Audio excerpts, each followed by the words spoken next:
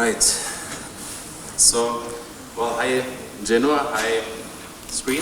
Virtual world is over there. Where's the camera? In the back. Hi. Okay. So thanks for sticking with us in this intense afternoon. I'm gonna try to make this fast and entertaining. There are 3 points I want to talk about. I want to talk about images, I want to talk about vision. So as a start to take desire, how to create public desire as a starting point of a project. How to develop imaginaries, show worlds that are possible, and then explore systematically to catalogs and databases and all the things that were shown today, how these worlds can be achieved. We want to look at systems, at the design of, in this case, well, going far beyond the scope of architectural projects, looking at the making of scenarios, of alternative forms of policies, of regulatory frameworks, and understand the position of the architecture project within larger systems. And finally, of course, we want to look at constructions, we want to look at buildings, where we then break those systems and stress test those systems. So, in a way, that's the 3 elements that we want to talk about today. I think if you in studio in the morning showed interdisciplinary work within the context of one project, what I'm interested in today's presentation is to track or to trace knowledge, the production and application of knowledge across projects. So I'll make this really brief, and just I think also especially for the non-architects here, a brief introduction of who we are. We are MVRDV, we're an architecture firm primarily based in Rotterdam in the Netherlands. We do have satellites in most continents at this point, and operate pretty much globally, which of course also puts that question of how to apply and transfer knowledge from project to project kind of at the forefront of our operations. We do operate on all scales, from the planetary to the product. And kind of like looking back at the previous talk, because 2 years ago I did give a talk in the ECOLOPES, which will partially overlap with today. I looked at 5 different envelopes at the time, so just as a small recap, we were fascinated, as an architecture firm, we were fascinated by the question of porosity. So I think the fundamental question of ECOLOPES, of in how far the sculpting of a skin of buildings can contribute to parameters beyond like the internalities of the project or of the building, is at the core of our operations. We employ computational tools heavily, but not exclusively. So we do believe that they need to be broken and challenged, and we don't believe maybe in terms of optimization or so on, but we use computational modeling to understand in a way the constraints and affordances of a project. Skip 1. Well, I showed that, will not show those today, so we'll skip it. And yeah, then of course we also more and more see or feel the need to go beyond architectural design into by using other tools, making other tools, and well, engage directly, for instance, with policymakers, and I'll go into detail in that in a moment.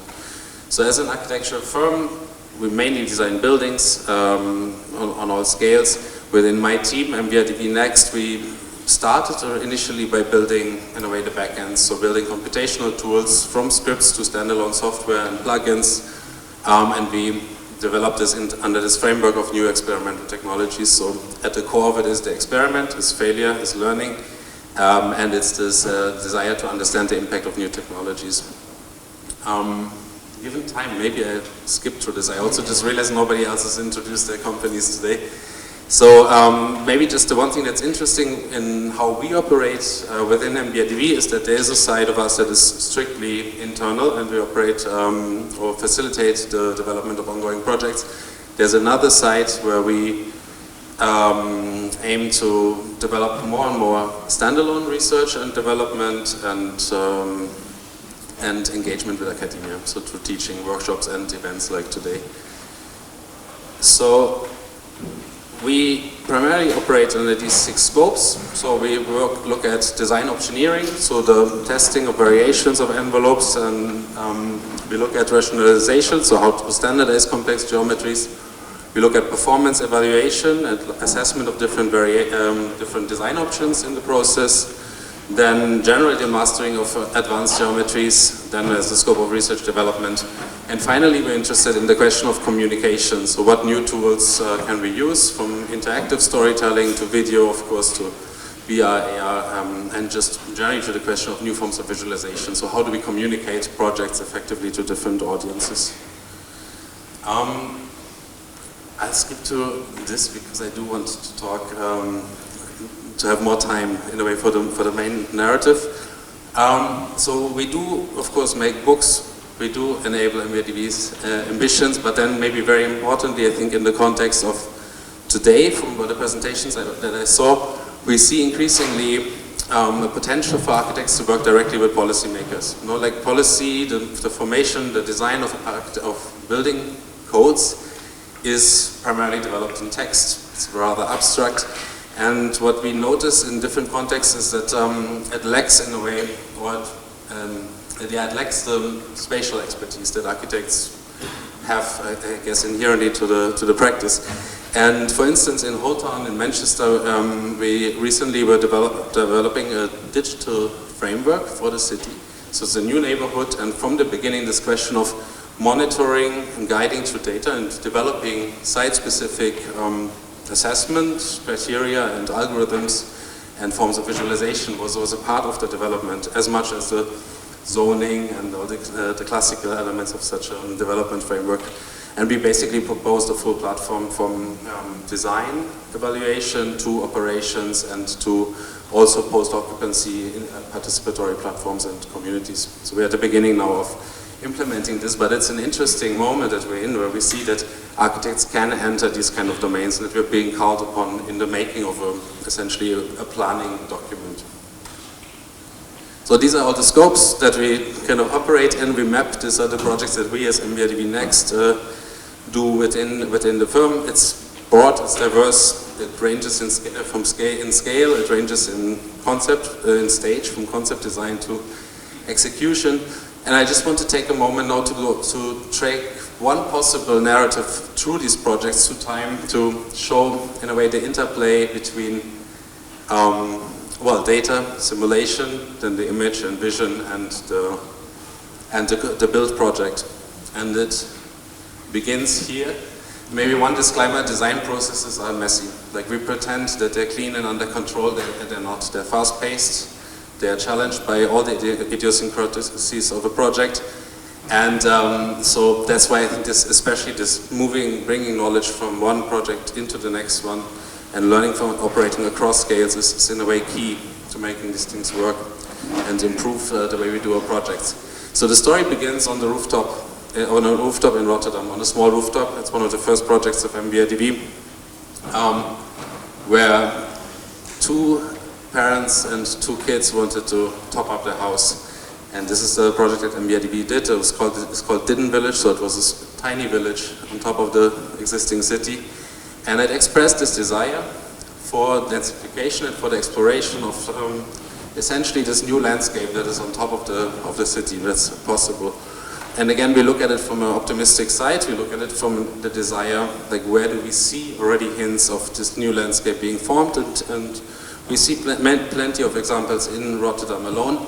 We see them on the roofs, on small roofs. We see them more systematically on abandoned infrastructure. We do see them on our neighbors' private rooftops. And in a way, the first step then as MVRDV with which we approached this was again to the imaginary. So okay, we know there are private little rooftop terraces, all of these kind of familiar uses and functions. How can we expand that? What else is possible? And we produced a rooftop catalog. So it's a series of axonometric drawings with, I guess, an indication of potential stakeholders, users, owners, and added spatial qualities. But also, of course, mapping that back to urgencies and to the need to develop the city. Here you can see some examples ranging from farming to energy production to vineyards in the Netherlands. It's a bold one. And when we overlay all of this together, we get this kind of collage of the city, like this wild image, which maybe is somewhat radical or overambitious. The way we experience it is, I think it's good to be demanding. It is good to be radical. essentially if you ask for 100%, you might get 30. If you start by asking for 30%, you will get 5. So then the side that was missing in all of this was was in a way the quantifiable side, right? So we have a first part of an argument to talk to policymakers, to talk to investors, to talk to other architects and peers. Second argument is then how much can we achieve by activating or initiating this movement. In Rotterdam alone we have 18.5 square kilometers of flat roofs. That's a lot of unused space that in a way can help us to avoid, for instance, the expansion of the city, of the urban footprint.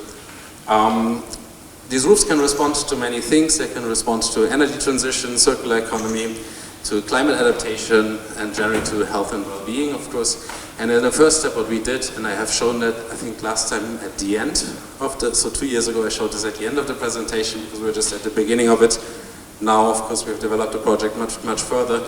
We developed a software, digital twin called Roofscape, which incorporated the entire open data of Rotterdam. So we took data as a foundation and just looked at what is available, what do we know, what is captured. In the Netherlands there's a lot of open data, and the issue is mainly that there's not much done with it. So for instance, this is the digital twin of Rotterdam. It's available, but it's mainly, I think, thought of as a monitoring tool and less as a scenario or design tool. And that's what, in a way, the kind of meta level that we wanted to explore with the projects. How can this data be operationalized in the design and in a way in the vision making of alternative cities or future cities. Second level is then, of course, engaging with the data, transforming it. So we built an in-house suite of proprietary, well, not intentionally proprietary, but custom algorithms in Grasshopper to translate data and assess in a way a new range of spatial parameters, and then cluster this data and match it with an existing framework. And I think that's another element that's good to know, that in a way to actuate such change, we built on existing frameworks. So what you can see here on the right, that's the classification in the Netherlands for existing, for potential rooftop functions, so zones. So the green rooftops, we have blue for water storage, yellow for energy production, red for social spaces, orange for mobility, future mobility, and then of course a very important one with purple being the creation of new housing. And in a way what we did was just looking at how to match different data set, the open data that we have, to these requirements. So it's about creating weights or defining relationships between what provides an ideal green roof, and yes, we do consider this in gradients, so there's also a probability maybe that the roof is only 10% suitable to green. If we then zoom in and kind of the more specific local context suggests it should still be green, of course it can be actuated, or it can still be developed as green. So mainly the first and foremost the interest here is to look at this on an urban scale and just assess probabilities. This is the application as we launched it in the first stage. So it was a standalone app that we developed in Unity. So at this point it was running locally. We're now in the beginning of bringing this into a web interface. And what's interesting, I guess, is also like how do these kind of tools become real? For us, the first step was quite small, but we did work from the beginning with the city of Rotterdam.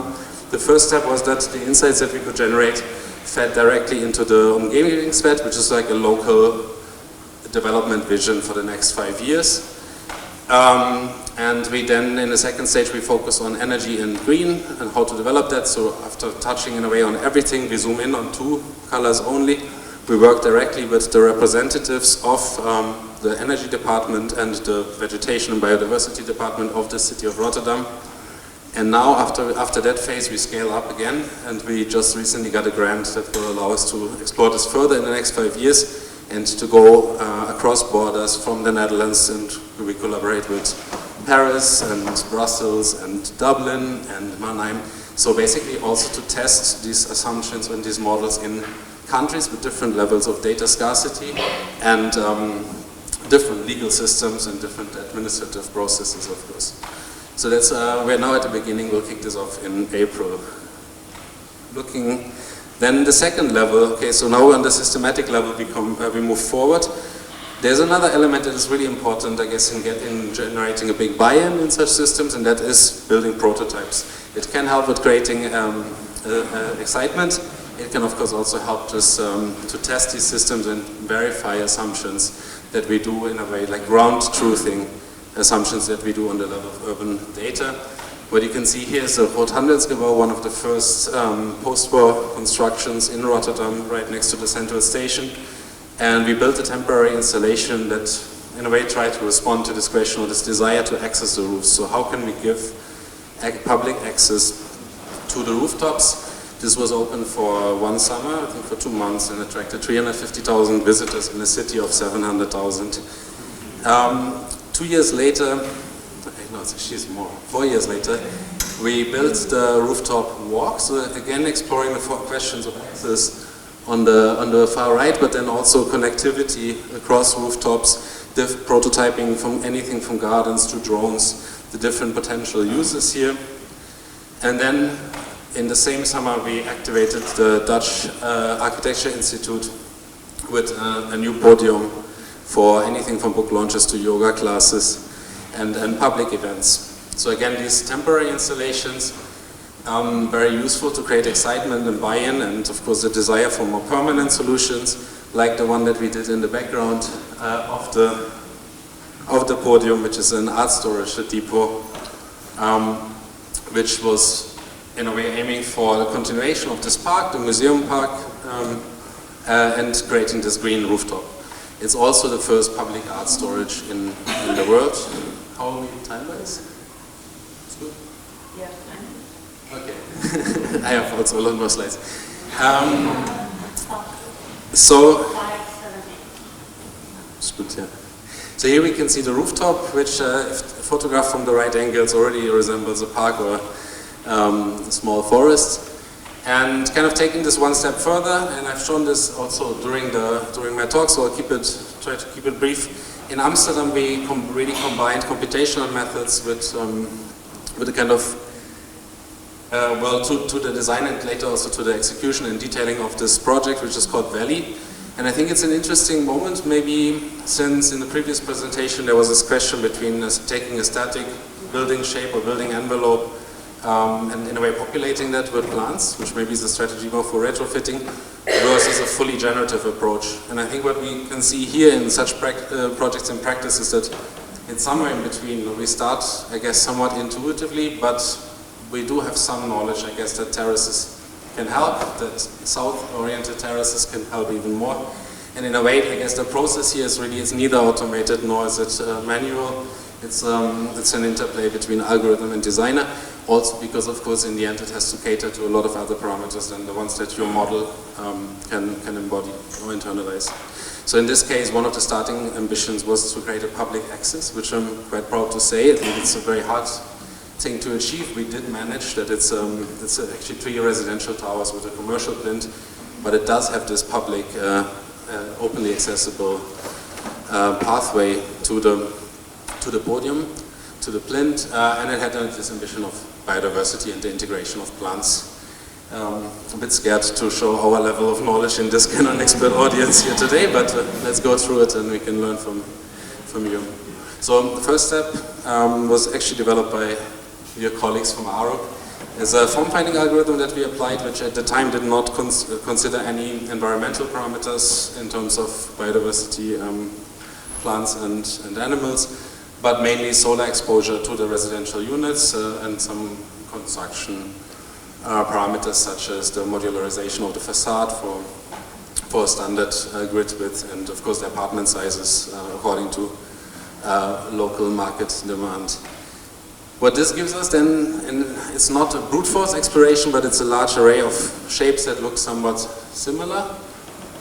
So the coloring helps to in a way indicate performance or amongst all of these solutions. It's a weighted average of the different evaluation criteria.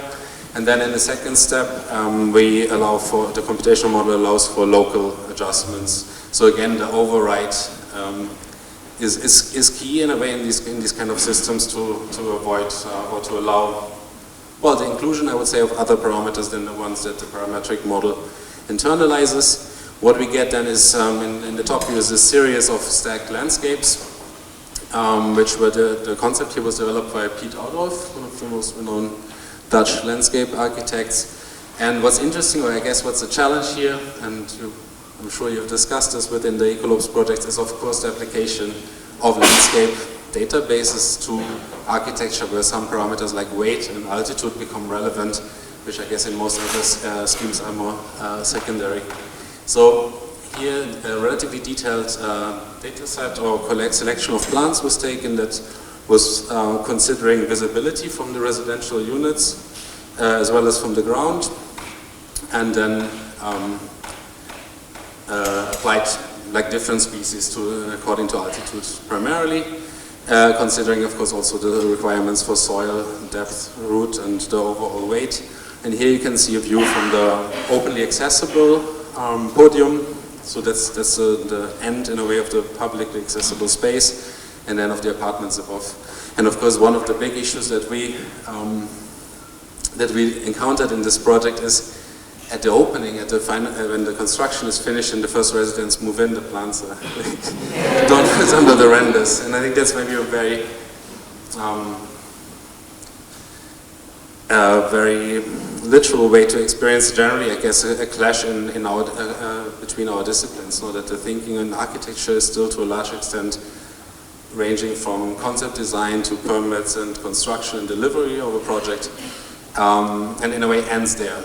And that's a shift that, of course, now for many reasons, from transformation, circularity, end of life, reuse, and so on, but also from the question of biodiversity has to change within our discipline. So I think presentations like the previous one that kind of visualizes these, I guess, correlations between different species, and ideally even in a spatial sense, that's really helpful also for us. And it's something where I would look forward to integrating ECOLOPES in our processes.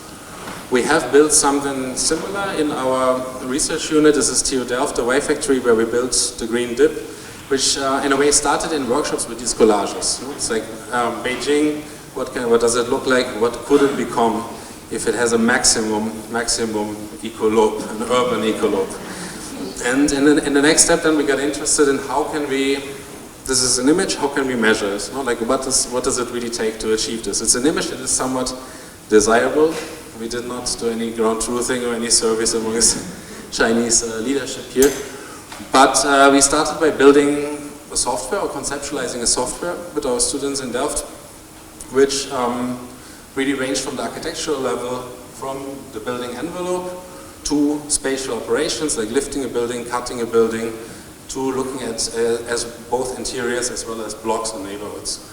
And one of the things, at the time at least, that we had to create was our own data set, precisely because no vegetation data set that was publicly available would include things like weight or like a kind of resistance to altitude or preferable altitudes amongst plants. And I think this is something, again, from our perspective, I saw many of your diagrams that talk about KPIs and the kind of far, like feedback loops far down the line. In a way, accessibility or availability of data in a very easily and comprehensible way will probably have a huge impact within the practice, because it is fast-paced. If the information is not available, you will not use it. That's, I think, the reality of it. So we built this data set of different plants. Here you can see some of the examples. For brevity, I will cut through it, but you can see some of the parameters that we considered. And then importantly, we matched that with another data set of architectural details, of new construction details, new envelopes, new elements that are needed to make green interiors and to make green facades, to make green stairs, balconies. And I think that's also something where, from what I saw today, I would imagine you could be more courageous or more provocative in the way that we should, I guess, not assume that a building with an ecolope will look the same as a building that we have today, but it's just green. It's not a matter of texture, it's not a matter of an even offset of ½ a meter, but what is a railing, what is an elevator in an ecolope environment, no? What forms of balconies or facades can we imagine, and of course also what impact would this have on the sculpting or on the overall porosity of a building. So we developed all of these, a second data set, and then essentially zoomed out to the last level, to the urban level, where of course these details are no longer relevant, but here we really talk about performance. So we apply these techniques, we apply them to the rooftops, we apply them to the public space, to the roads, to the facades, to the interiors, and we can then measure anything from carbon sequestration to avoidance or mitigation of urban heat islands, and so on. And at this point, of course, addressing a different audience, which will be policymakers, urban planning, and public authorities. So different language, no? You talk on the level of with architects or with investors on the level of construction details and spatial qualities. Here we really talk on mainly on a quantifiable level. We can see then for this 1 by 1 kilometer segment of Manhattan the impact of different strategies, and when we combine it we get this image for the future of Manhattan. And time-wise, I just want to, the story in a way goes on and on, because of course all these insights lead to new projects and new spin-offs. I just want to end with one more, because that was in a way our first endeavor now into animal-centered design for a campus in the Netherlands, in Nijmegen, in the east of the Netherlands. This is the campus. We designed several of the buildings, as well as there was a big focus here on landscape. And we collaborated with a Dutch architecture firm called Faunes, Architecten voor de Tieren, so architects for the animals. So they're really specialized in that question. And similar to the Green Dip, we collected together with them a data set for local species and like vegetation, and matched it to these 5 ambassadors. So that's the strategy that they proposed. Let's design for the worm, let's design for the squirrel, the hedgehog, I don't know the name of that bird in English, Meise, and the butterfly. In any case, so then the question is how to apply that. Similar to your voxel models here, we work by rasterizing the space. We also explored new forms of visualization and kind of, again, took this strategy of gamification, essentially rasterizing the whole site, creating a grid that can be evaluated according to different parameters, which then can be weighted against each other, similar to how you can do that with voxels in 3D, and created different heat maps for each of these animals.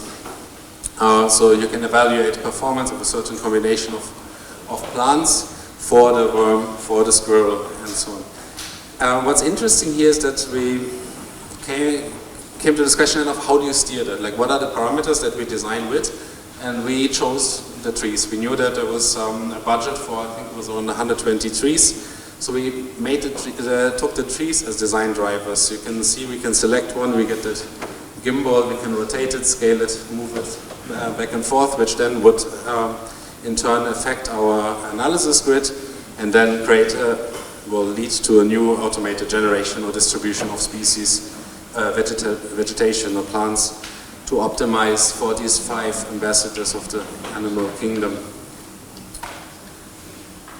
Yes, and also this is now in the process of being realized, so of course there's it looks like a cute video game.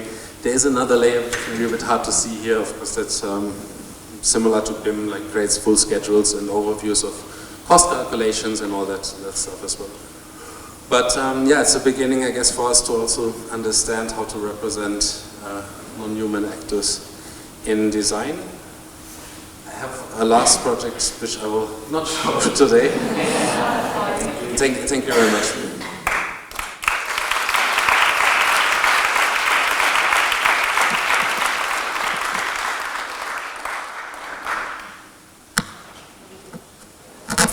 Can you hear me? Yeah. Thank you very much for the enchanting presentation. I can expect a question, maybe one short question, then we will have an overall discussion. Margherita? Could you please? No. Okay. Okay. So thank you very much. This presentation was very impressive. So I was just wondering, from your experience, how all these processes usually start. I mean, is it the municipality which asks you for these studies, or is something that comes the other way around? So you do your studies and then you engage them? Yeah, super relevant question that we had to also learn, or I think still in the process of figuring out. There's not one answer to it. I would say maybe we approach it If it's very short exercises, we self-fund it. So we'll just invest the time. We have a research budget. As a large organization, we can afford a research budget. If we are convinced it's relevant, we will explore things. Other than that, I would say the majority, and especially projects where insights can be verified to actual construction or to realization of a project, it's in a way a matter of patience. Like you need to identify the affordances or the right opportunities within the project. And we had that quite often, that especially nowadays, of course, there's a lot of outreach from companies that develop new AI workflows and so on. Everyone wants to sell software, honestly. It's like being bombarded with that stuff. Sometimes it's, even if they're interesting products, it might take a year or two to find the right project where to test it.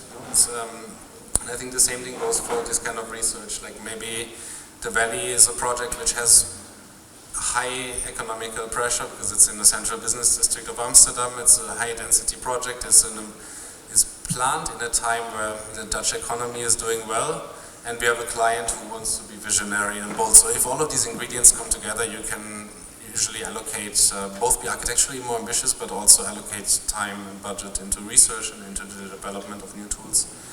So I think that's one thing, just spotting the right opportunities. And I think that's easier said than done. I mean, we're 300 people, which for architecture is a large size for an architecture firm. Compared to you guys, it's tiny. But it still means that we have, I think, around 80 to 90 projects live running per year. So to find amongst those projects the ones where we can push certain research agendas is already a task in itself. Thank you very much.